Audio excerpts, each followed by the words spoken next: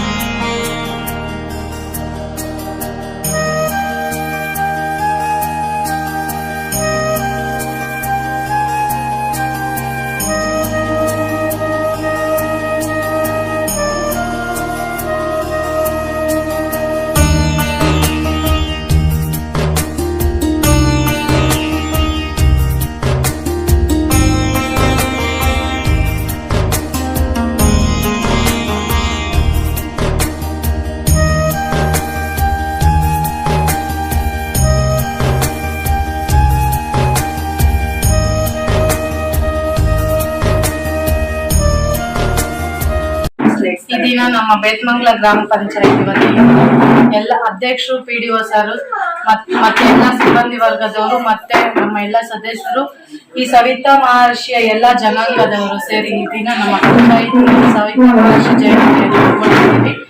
ಸವಿತಾ ಮಹರ್ಷಿ ಎಂದರೆ ಪುರಾತನ ಅವ್ಯಯಗಳ ಪ್ರಕಾರ ಸವಿತಾ ಮಹರ್ಷಿ ಎಂಬುವರು ಬ್ರಹ್ಮ ಮತ್ತು ಶಿವ ವಿಷ್ಣು ಅವರ ಒಂದು ಇದು ನ್ಯಾಗ ಮಾಡ್ತಾ ಇರುವಾಗ ಶಿವನಿಗೆ ಒಂದು ಕಡೆ ಗಡ್ಡನು ಮೀಸೆ ತುಂಬಾ ಬಂದಿರೋದ್ರಿಂದ ಅವಾಗ ಪಾರ್ವತಿ ದೇವಿ ಶಿವನ್ಗೆ ಒಂದ್ ಕಣ್ಣೆಯಿಂದ ಇದು ಮಾಡಿ ಹೇಳ್ತಾರೆ, ಈ ರೀತಿ ನಿನ್ಗೆ ಚೆನ್ನಾಗಿಲ್ಲ ಅಂತ. ಅವಾಗ ಶಿವ ಅವರ ಬಲ ಕಣ್ಣಿನಿಂದ ಒಬ್ಬ ವ್ಯಕ್ತಿಯನ್ನು ಸೃಷ್ಟಿ ಮಾಡಿ ಆ ವ್ಯಕ್ತಿಯಿಂದ ಮೀಸೆಯನ್ನು ಎಲ್ಲದನ್ನು ಶಿವ ತಗೊಂತಾರೆ. ಅವಾಗ ಶಿವ ಅವರ ಒಬ್ಬ ವ್ಯಕ್ತಿನ ಯಾರನ್ನ ಅಲ್ಲಿ ಇದ್ ಮಾಡಿರ್ತಾರೋ ಆ ವ್ಯಕ್ತಿಗೆ ಸವಿತಾ ಮಹರ್ಷಿ ಎಂಬ ಒಂದು ಹೆಸರನ್ನ ಕೊಡ್ತಾರೆ.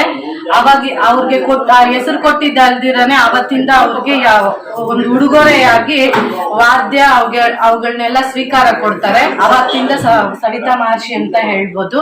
ಸವಿತಾ ಮಹರ್ಷಿಯ ಮಗಳು ಗಾಯತ್ರಿ ದೇವಿ ಅಂತ ಹೇಳ್ಬೋದು. ಅವ್ರು ತುಂಬಾ ಗಾಯತ್ರಿ ದೇವಿ ತುಂಬಾ ಮಂತ್ರಗಳನ್ನ ಸಹ ರಚನೆ ಮಾಡಿದ್ದಾರೆ ಅಂತ ಹೇಳ್ಬೋದು. ನಾವು ಪ್ರತಿನಿತ್ಯ ಸೂರ್ಯದೇವ ನಮಸ್ಕಾರ ಮಾಡ್ಬೇಕಾದ್ರೆ ಸೂರ್ಯ ದೇವರ ನಮಸ್ಕಾರದಲ್ಲಿ ಕೂಡ ಸವಿತಾ ಅನ್ನೋ ಒಂದು ಪದವನ್ನ ಉಚ್ಚಾರಣೆ ಮಾಡ್ತೀವಿ. ಮತ್ತು ಪ್ರತಿ ವರ್ಷನೂ ಇದು ರಥಸಪ್ತಮಿ ದಿವಸ ಸವಿತಾ ಮಹರ್ಷಿ ದಿನವನ್ನ ಮಾಡ್ತೀವಿ ಅಂತ ಹೇಳ್ತಾ ನನ್ನ ಜಯಂತಿ.